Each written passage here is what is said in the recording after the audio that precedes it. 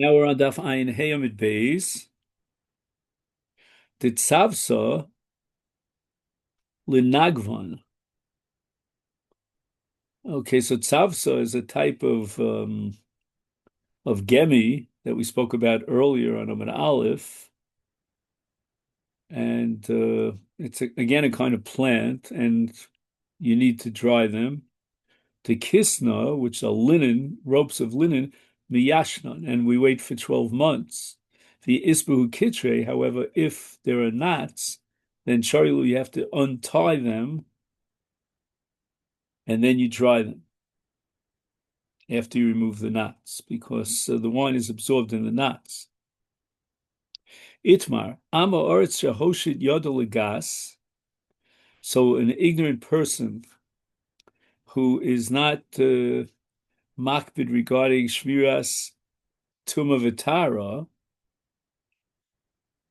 and he stretched his arm out to a wine press, v'nogabesh kolos, and he touched the clusters of grapes. Rabbi Chia have a machlokas chadam, according to one opinion, eshkol v'chol svivosav tmeim, right? The grape cluster that was touched by the Amoritz and all of its surroundings are tamei, v'chol agas kulo tahora, but the remaining contents of the wine press are tahor. So when the Amoritz, who's a Rishon Latuma, or I should even say an Avatuma, he touches a cluster of grapes. The grape cluster that was touched becomes a Rishon Latuma, and the grapes that are adjacent to those that were touched become a Sheni Latuma, because they came in contact with the Rishon Latuma.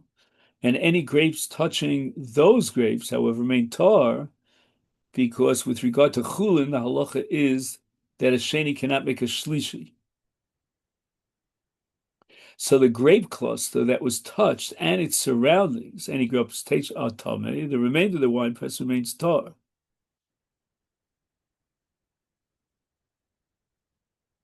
The Chadomer, according to the second opinion, kol hagas kula nami tmeya.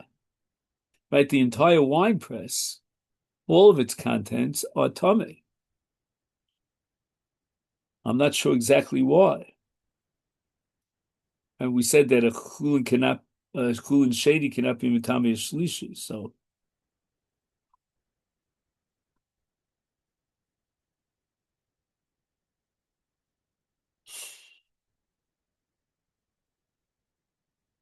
ulamad yomer eshkol v'chol sivos of tmeim, and according to the second man diyomar, I'm sorry, according to the first man diyomar eshkol v'chol sivos of tmeim, but not kol agas kula,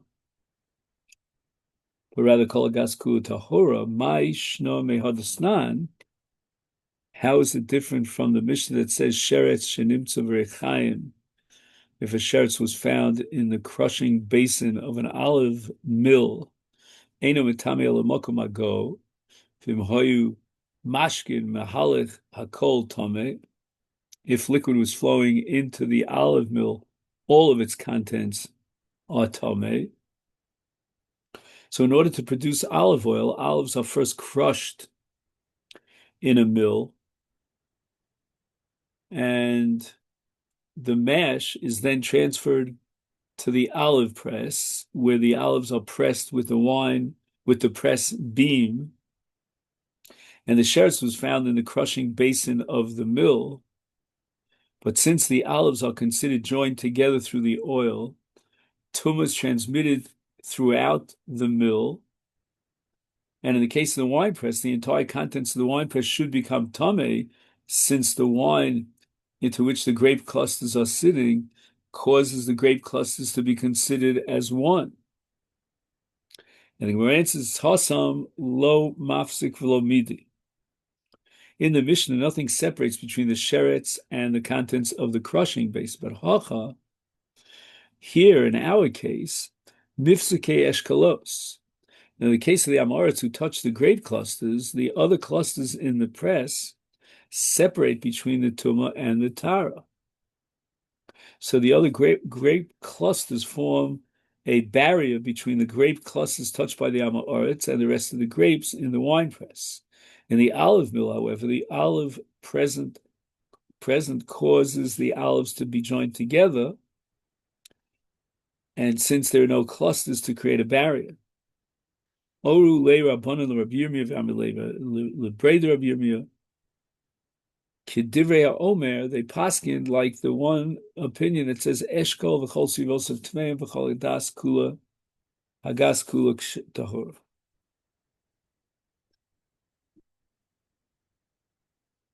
Okay, now we get into Blia B'Kelim, and the Mishnah establishes halokeh kli tashmish mina ove kochavim. So you're buying a utensil that's used in the context of food, preparing food, from the Goyim, and presumably they used it for non-kosher food, so there's a blias isur, is eshedar kol hatbil yatbil. In other words, if, let's say, this keli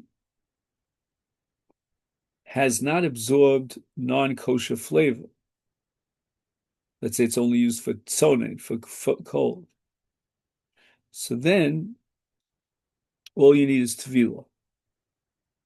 But lahagil, if the utensil is used with hot water, and then there's blia in chamim, then you need hagol, and you're going to have to purge the kli of its blia through a process of placing the kli into boiling hot water, which is called hagola. L'lamen bior, if the utensil was used in context of fire, that's called tzli. In other words, without any liquid separating it from the kli, so it's a direct blia from the heat into the kli, is yilabim ba'or. Then you need libun, which is the most profound of all methods of hesher kelim. Hashpud ve'askala melabnon bi'ur. So a spit that's used on a grill, and the grill itself, if it was bought from an akum, is one fire purges them in a flame. He needs to do libun. Hasakin shafa v'hi tahora. All you need to purify the sakin is to scrape it. In other words, you put it on a blacksmith's grindstone. The word shafa, translated by Rashi in the Ravid as limmer in Old French, which in modern French means to file. Shefa or shafa can be understood to mean buffing with a rough cloth to remove the fatty residue on the knife.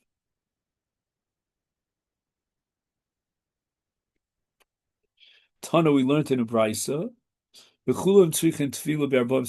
the utensils, even the ones that are only used in tzonen and do not require agola, they require immersion in a mikveh that contains 40 sov water. I mean, immediately, what's the source for the chi of tefillah with regard to klei suda that you buy from a guy? Amarav diamakra kol davar asher yovo ba'esh tavir ba'esh v'taher. So that the extra word v'taher is indicating a whole process of tara, in addition to the process of hechsher, to take out the blia, through, in this case, libun, davar shebola eish ba'esh yavir ba'esh, and v'toyer teaches me tefillah. Hosef l'rakosov tara acheres.